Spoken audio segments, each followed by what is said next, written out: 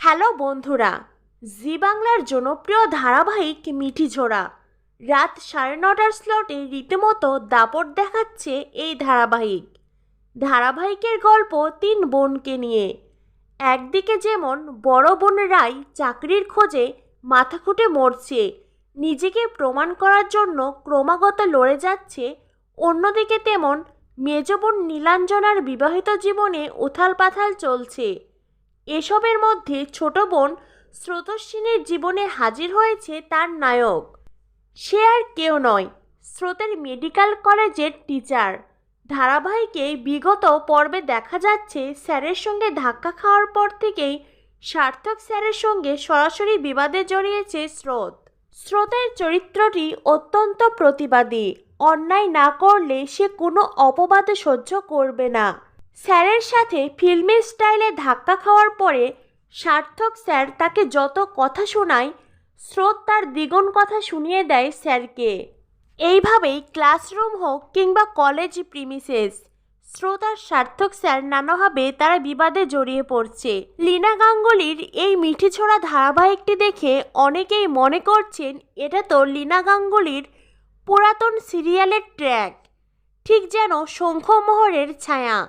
যদিও আমি এই কথার তীব্র প্রতিবাদ জানাচ্ছি, কেননা দ্বিতীয় মোহর ধারাবাহিক হওয়া বা মোহর ধারাবাহিকের মতন হওয়া আর কখনোই সম্ভব নয়। যদি মোহর ধারাবাহিকের সেই সমস্ত প্রত্যেকটি চরিত্রকে আবারও হাজির করানো হয়, তাদেরকে দিয়ে আবারও অভিনয় করানো হয়, তবু আমি বলবো দ্বিতীয় মোহর ধারাবাহিক হওয়া সম্ভব নয়। কেননা আমাদের সকলের প্রিয় আদি স্যার অর্থাৎ অভিষেক চট্টোপাধ্যায় এই পৃথিবীতে আর নেই। আর মোহর ধারাবাহিকে আদি স্যারের জায়গাটা অন্য কেউ নিতে পারবে না।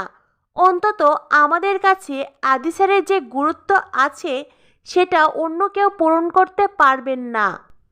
মোহর সিরিয়াল যখন শেষ হয়ে গেছে, সেই সময়ের পরিস্থিতি অনুযায়ী আমরা খুব সহজেই মোহর ধারাবাহিকের শেষ হওয়াকে মেনে নিতে পেরেছিলাম, কেননা আমাদের সকলের প্রিয় আদি স্যার আমাদের মাঝে আর ছিলেন না। তাই আদি স্যারকে ছাড়া মোহর ধারাবাহিক চলবে এইটা আমরা কেউ ভাবতেও পারিনি।